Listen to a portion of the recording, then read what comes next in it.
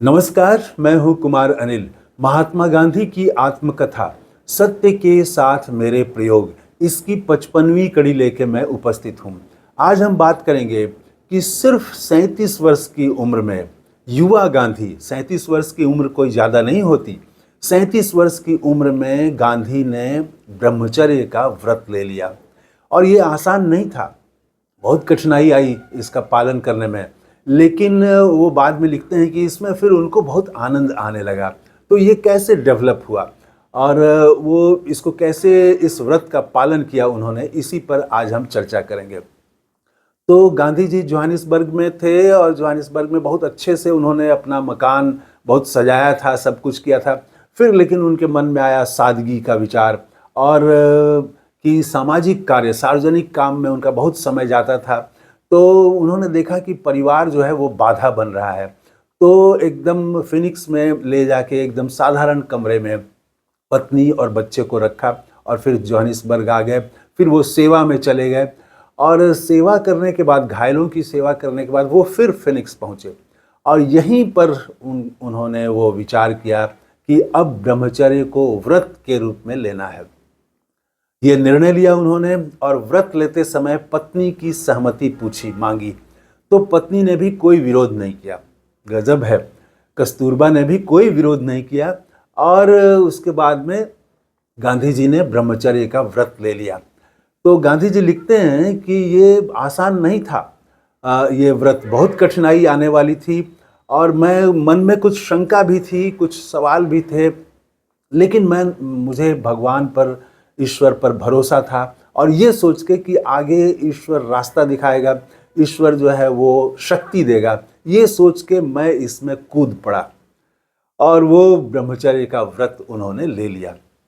आगे वो लिखते हैं कि पत्नी के साथ विकार युक्त संबंध, अब इस शब्द पर किसी की आपत्ति हो सकती है, लेकिन उनकी जो समझ थी वो यही थी कि पत्नी के साथ विकार युक्त संबंध का त्याग करना, ये एक विचार उनको एकदम रोमांचित करता था। बहुत एकदम नए तरह का विचार उनको लगता था कि ये एकदम नया विचार है और कि पत्नी के साथ रहते हुए, परिवार रहते हुए भी आप पत्नी के साथ विकार युक्त, विकार वाला संबंध न रखें, आप एकदम पवित्र संबंध आप रखें। तो ये कैसे हो सकता है? तो इसके बारे में लिखते हैं कि वैसे तो पत्नी के साथ संबंध में संयम बरतने का जो शुरुआत है वो उन्होंने 1901 में ही कर दी थी, 5 साल पहले ही कर दी थी। 1906 में उन्होंने व्रत लिया ये। तो 1901 में ही उन्होंने संयम वाला शुरुआत कर दी थी। लेकिन उसमें वो देखते थे कि उस संयम में दम नहीं था। वो कभी भी जो है आसक्तियाँ उनको घेर सकती थीं और उन पर हावी हो जा सकती थीं। तो लेकिन जब व्रत ले लिया तब तो भाई अब व्रत का पालन करना है। आगे वो लिखते हैं कि इसके लिए वो जो है ब्रह्मचर्य को उन्होंने फिर समझा कि ये ब्रह्म दर्शन है। ब्रह्मचर्य से ही उनको ब्रह्म दर्शन, ईश्वर का दर्शन वो होने लगा। कैसे, इसके बारे में वो लिखते हैं कि ये ज्ञान मुझे शास्त्रों से नहीं मालूम हुआ, ये क्रमवार धीरे धीरे वो प्रैक्टिस से ही, अपने अनुभव से ही, अपने काम से ही उन्होंने अनुभव किया, ये देखा उन्होंने। और ये जो घटना हुई, ये जो इन्होंने व्रत लिया, ब्रह्मचर्य का व्रत, उसके पहले सादगी वाला ले चुके थे वो कि एकदम सादा जीवन बिताना है और टीम टाम वाला घर बंद कर चुके थे। तो ये 2 बातें हो चुकी थी। और वो उसके बाद तुरंत फिनिक्स में उन्होंने व्रत लिया, उनको तुरंत जोहानिसबर्ग लौटना था और उसके 1 महीना के बाद ही सत्याग्रह शुरू हुआ। तो सत्याग्रह जो है वो लिखते हैं कि वो कोई प्लानिंग के तहत नहीं हुआ, वो अनायास हुआ। वो अचानक ही हुआ। ऐसी स्थितियां आ गई कि सत्याग्रह में कूदना पड़ा। और ये जो सत्याग्रह शुरू हुआ, लगता है कि सत्याग्रह की तैयारी के लिए ही ईश्वर ने मुझसे वो ब्रह्मचर्य का व्रत दिलवाया और वो सादगी वाला जीवन भी वो ले चुके थे, कि वो भी रास्ते पर बढ़ेंगे, सादगी का भी व्रत ले चुके थे।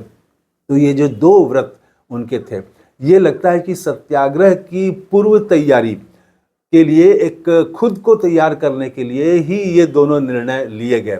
ऐसा लगता है कि उनको ये प्रकृति में इस तरह से ही हुआ।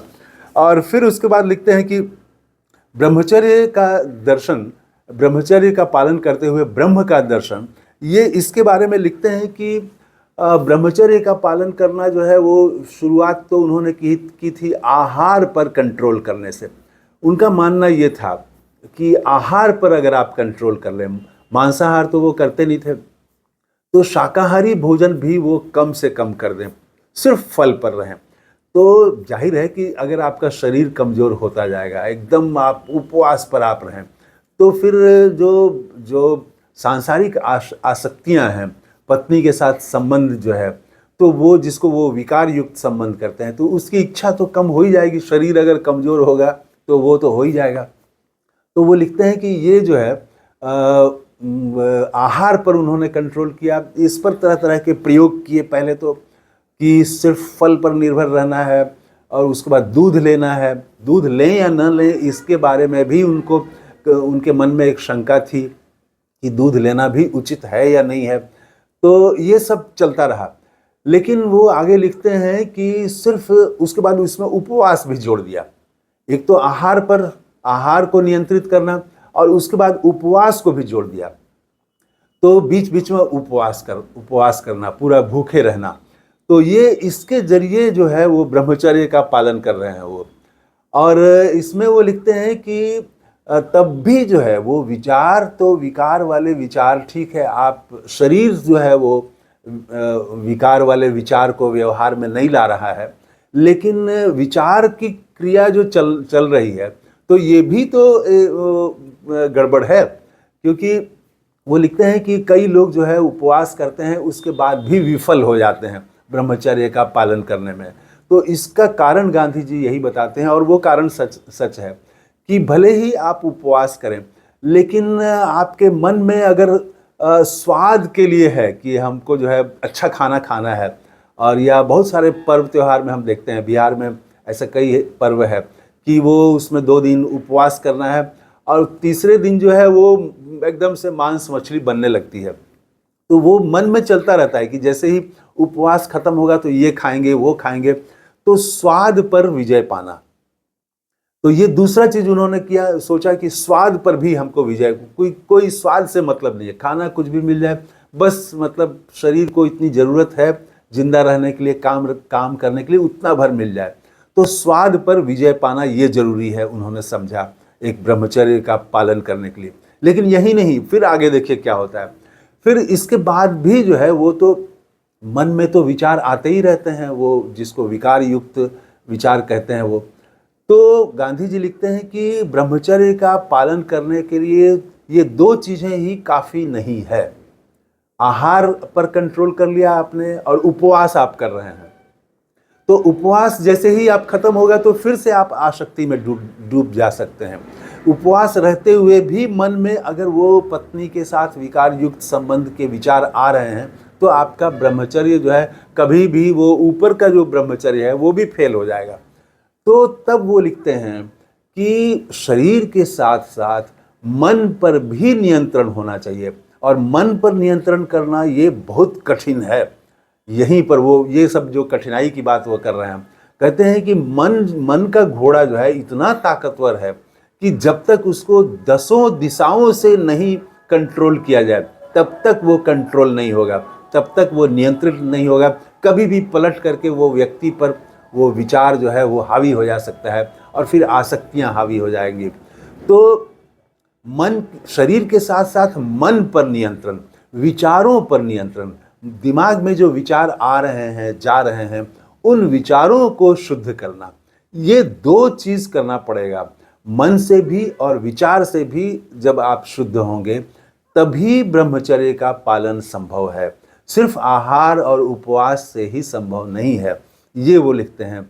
और पहले ही वो कह चुके हैं कि ब्रह्मचर्य का पालन जो है वो, अगर आप सार्वजनिक जीवन में जाना चाहते हैं आप, तो उसके लिए, और सत्याग्रह जैसे इस रास्ते पर बढ़ना चाहते हैं, तो उसके लिए ब्रह्मचर्य कितना जरूरी है ये वो बता चुके हैं। और फिर कहते हैं कि इसके बाद उनको आनंद आने लगा, और ये आनंद 1901 में जब उन्होंने पत्नी के साथ संबंधों में संयम बरतना शुरू किया, उस समय ये आनंद नहीं था। अब जो है उनको आनंद आने लगा और वो एकदम से दिमागी रूप से पूरा फ्री हो गया। अब वो सब विचार जैसे ही खत्म होते गए तो अब पूरा ध्यान इनका सार्वजनिक चीज़ों पर, सार्वजनिक कार्य पर लगने लगा। तो कहते हैं कि अब इसके बाद एक बात और वो कहते हैं कि शरीर के हर इंद्रियों से पर नियंत्रण, आँख पर, कान पर, नाक पर, हर चीज़ में नियंत्रण होना चाहिए। तो वो कहते हैं कि जैसे कान, तो कान जो है क्या सुने और आँख क्या देखे, तो एक ही चीज़ को देख के सुन के अलग अलग विचार आ सकते हैं। तो आप जो है वो कैसे आपका मन, आपका कान, आपकी आँख वो सब ईश्वर का दर्शन करे। तो कोई आवाज़ सुन के भी कैसे आप उसमें पॉजिटिव चीज़ें देखें, अच्छी चीज़ें देखें। और फिर तब वो आगे जाके आते हैं राम का नाम, कि राम के नाम लेने से ही वो नाम कोई भी हो सकता है। राम के बदले वो ईसा मसीह हो सकते हैं, मोहम्मद साहब हो सकते हैं, कोई भी नाम हो सकता है।